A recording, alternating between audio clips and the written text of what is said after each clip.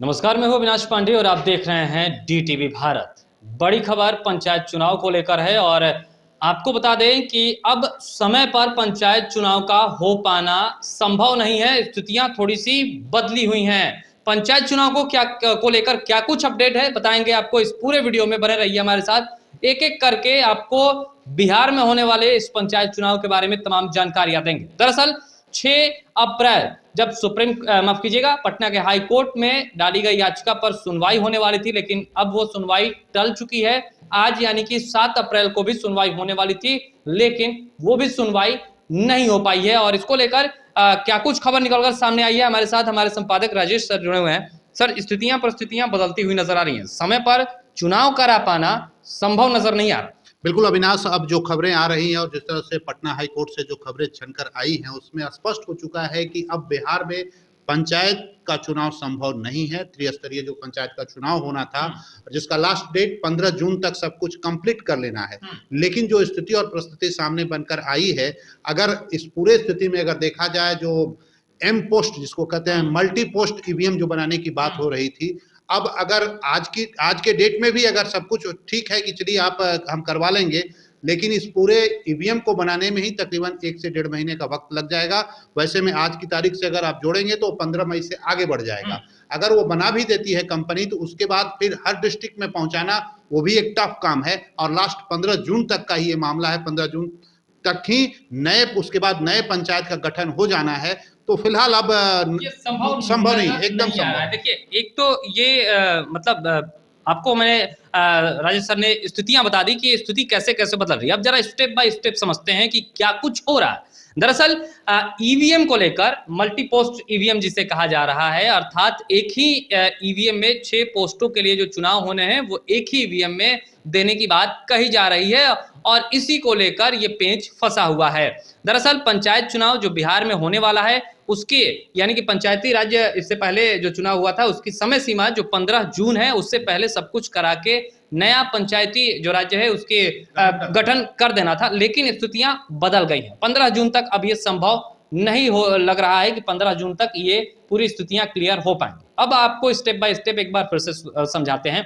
दरअसल जो राज्य चुनाव आयोग है और जो केंद्रीय चुनाव आयोग है, दोनों के बीच मसला फंसा हुआ है। राज्य चुनाव आयोग जो कह रही है वो ये कह रही है कि मल्टी पोस्ट ईवीएम से चुनाव कराए, लेकिन केंद्रीय चुनाव आयोग मना कर रही है। इस विषय में थोड़ा सा बात करते हैं, उसके बाद फिर से बात करते हैं। नहीं, बिल्कुल, जो सेंट्रल इलेक्शन कमीशन है उसका जो जवाब आया है कि जो परंपरागत ईवीएम है आप उसी से वोट करवाएं, लेकिन स्टेट इलेक्शन कमीशन जो है उसका कहना है कि एक बूथ पे 6 कैंडिडेट हैं, तो उस पुराने जो परंपरागत ईवीएम है उससे ये संभव नहीं है। मतलब अभी जो विधानसभा के चुनाव में, लोकसभा के चुनाव में जो एक पोस्ट के लिए एक ईवीएम का इस्तेमाल होता है, उसी ईवीएम पर केंद्रीय चुनाव आयोग कह रहा है कि इसी ईवीएम पर काम कीजिए। हाँ, इस पे आप करवा लें, नहीं तो परंपरागत तरीके से जो बैलेट के जरिए होता था वोटिंग, और वैसा करवा लें। लेकिन राज्य सरकार इसके लिए तैयार नहीं है। राज्य सरकार ने जो दलील दी है उसने कहा है कि ये संभव है, आप वहां से इजाजत दें और जो ईवीएम बनाने वाली जो कंपनी है वो हमें कर देगी। लेकिन ये उस वक्त दलील दी गई थी, लेकिन आज की तारीख में अगर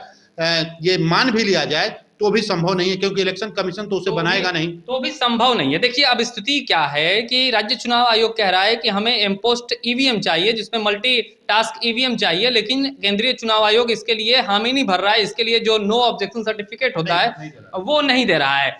ये मामला हाईकोर्ट में पहुंचा हुआ है। हाईकोर्ट में इससे पहले सुनवाई हुई थी। हाईकोर्ट ने कहा था कि दोनों आयोग और राज्य सरकार मिलकर बीच का कोई रास्ता निकाल ले, लेकिन अभी तक कोई बैठक नहीं हो पाई है।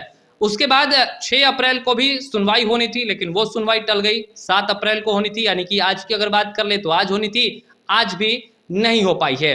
अब स्थिति यह है कि सरकार ने पैसा जो ईवीएम के लिए निकालना था वो पैसा फंड वो रिलीज कर चुकी है, पैसा निकाल के रखा जा चुका है। और कंपनी जो हैदराबाद की है जो ईवीएम बनाती है वो भी तैयार है कि मैं इस तरीके के ईवीएम बना सकती हूँ, लेकिन कंपनी को इतने बड़े स्तर पर ईवीएम बनाने के लिए 1 महीने से ज्यादा का समय चाहिए। और आज मान लीजिए कि 7 अप्रैल है, 1 महीने का समय अगर कंपनी लेती है ईवीएम तैयार करने के लिए, तो वो 7 से 10 या 15 मई तक जा सकता है।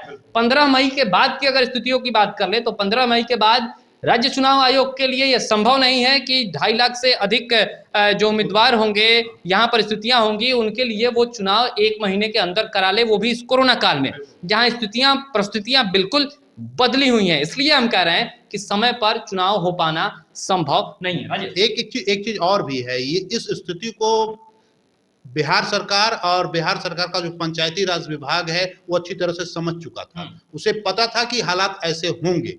यही वजह है कि पंचायती राज विभाग, जो उसके मिनिस्टर हैं सम्राट चौधरी, वहां से जो खबरें हैं कि अब पंचायती राज विभाग जो है इसका वैकल्पिक व्यवस्था भी करने को तैयार है, क्योंकि पता है कि अगर इलेक्शन नहीं होगा तो फिर पंचायत को कैसे संचालित किया जाएगा। सरकार की तमाम जो योजनाएं हैं पंचायत के जरिए संचालित होती हैं। सरकार का जो हर काम है जो पंचायत लेवल पर काम होता है, और गांव को समृद्ध बनाना है, चाहे केंद्र सरकार की योजना हो या स्टेट गवर्नमेंट की योजना हो। वैसे स्थिति में पंचायती राज विभाग ने इसका वैकल्पिक या यूं कहें इसका तोड़ ढूंढना शुरू कर दिया है।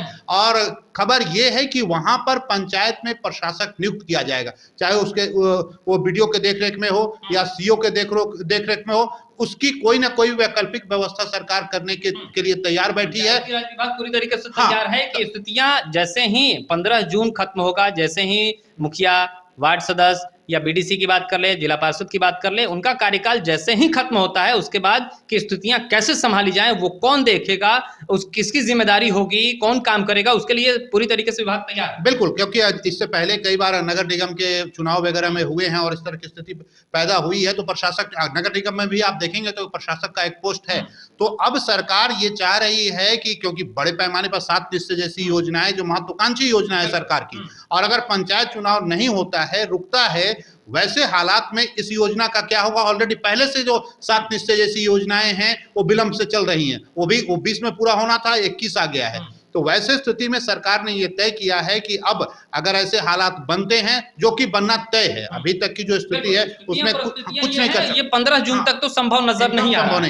वैसे स्थिति में इन लोगों ने तय किया है कि वहां पर एक प्रशासक नियुक्त किया जाएगा, या बीडीओ के अधीन ये काम देखरेख में होगा या सीओ देखेंगे। तो हर ब्लॉक में, हर अनुमंडल में अलग अलग स्तर पर प्रशासक नियुक्त करके पंचायत में जो कार्य हो रहे हैं और जो योजनाएं चल रही हैं उसमें बाधा न पैदा हो, इसको लेकर सरकार ने इस पर भी मंथन और सोचना विचारना शुरू कर दिया है। तो जो भी पंचायत के इस चुनाव में हिस्सेदार बनने वाले थे, उम्मीदवार बनने वाले थे, उनके लिए थोड़ी सी बुरी खबर इसको कहा जा सकता है, क्योंकि उनके लिए एक झटके से कम नहीं है ये खबर, क्योंकि वो पूरी तरीके से तैयारियां कर रहे थे।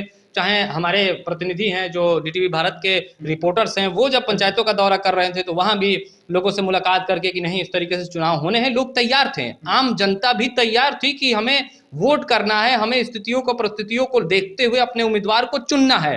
हालांकि राज्य चुनाव आयोग के सूत्रों के हवाले से एक खबर और आ रही है।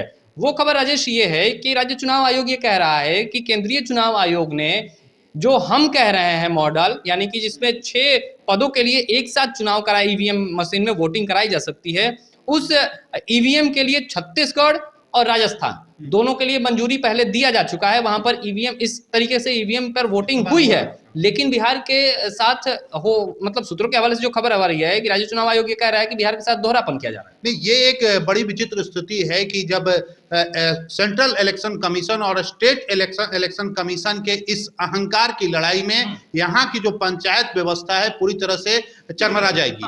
यहाँ का जो डेवलपमेंट है, जो विकास है, वो प्रभावित होगा। प्रश्न ये उठता है, जो राजस्थान और छत्तीसगढ़ का आपने उदाहरण दिया, तो ये सेंट्रल इलेक्शन कमीशन को चाहिए था कि जब आप वहां दे रहे हैं, और स्टेट इलेक्शन कमीशन लगातार, आप आज से नहीं, ये अचानक तो हुआ नहीं है, ये पहले से मांग कर रहा है कि आप इस पर विचार करें, बैठक करें। लेकिन अभी कुछ दिन पहले ही जब बैठक होने की बात थी, कहा था कि वीडियो कॉन्फ्रेंसिंग से बैठक होगी, उसमें वहां से जो खबर आई, दिल्ली से कहा गया कि अभी हमें 5 स्टेट के इलेक्शन करवाने हैं, तो हमारे पास अभी व्यवस्था है, टाइम नहीं है। प्रश्न ये उठता है कि क्या सेंट्रल इलेक्शन कमीशन में 3-3 आयुक्त हैं, सैकड़ों नहीं है, सैकड़ों हजारों कर्मचारी हैं, कोई तो देखेगा, कोई तो इसके लिए बिहार टेस्ट अलग बनेगा। लेकिन ये अगर उपेक्षा है, इस तरह से अगर उपेक्षा की गई है बिहार के लोगों के साथ, तो ये समझ जाइए कि सिर्फ इलेक्शन का मामला नहीं है, ये 13 करोड़ आम आवाम का मामला है।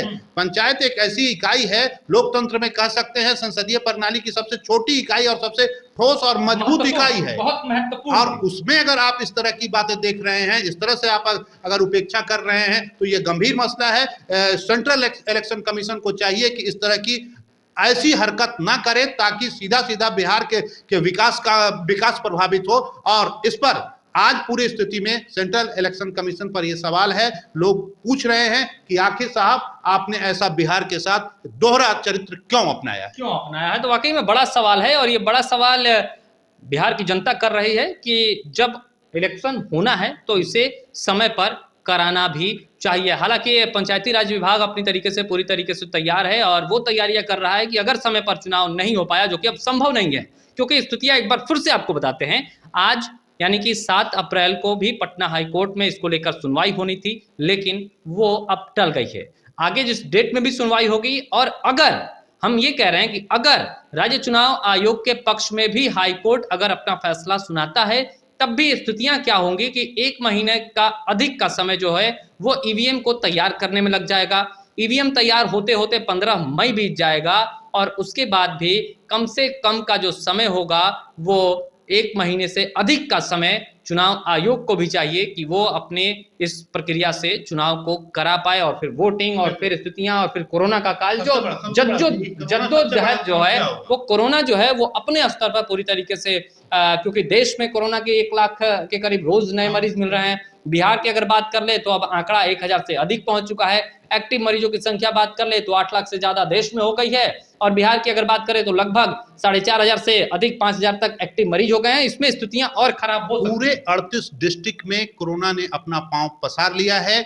उसके बाद अब जो है बड़ी संख्या में एक बार फिर जो बाहर बिहार के लोग काम कर रहे थे, जो कामगार थे, एक बार पुनः वापस लौट रहे हैं। वैसी स्थिति में क्या आप कल्पना कर सकते हैं कि चुनाव हो सकती है? मुख्यमंत्री ने कहा कि क्वारंटाइन सेंटर बनाने की जरूरत है अनुमंडल स्तर पर। तो अब हमें बताए कोई कि कैसे आप चुनाव करा पाएंगे? आपके पास वक्त नहीं है, आपने व्यवस्था नहीं की दी है, आपने एनओसी नहीं दिया है, आप चुनाव की बात। चुनाव अब कदापि संभव नहीं है, चुनाव नहीं होने जा रहा है। और बिहार सरकार या पंचायती राज विभाग ने जो फैसला किया है, जो जिस प्लान पर वो काम कर रही है कि अब प्रशासक नियुक्त करना होगा, या बीडीओ हो, सीओ हो, किसी न किसी को जिम्मेवारी देनी होगी, क्योंकि पंचायत को हम नजरअंदाज नहीं कर सकते। अगर पंचायत नजरअंदाज होगा तो देश का जो सिस्टम है, देश की जो व्यवस्था है, जो विकास प्रणाली है, जिस पर नरेंद्र मोदी काम करते हैं, जिस पर सीएम काम कर रहे हैं, वो पूरी तरह से प्रभावित होगी। और पूरी तरह से अब मान लीजिए चुनाव नहीं होने जा रहा है, और प्रशासक के थ्रू अब शासन और प्रशासन पंचायत की व्यवस्था चलेगी। तो ये व्यवस्था होने वाली है। हालांकि इसके बाद भी जैसे ही हाईकोर्ट से सुनवाई होगी और जो खबरें निकल कर आएंगी, वो खबर भी डीटीवी भारत आप तक पहुंचाएगा। लगातार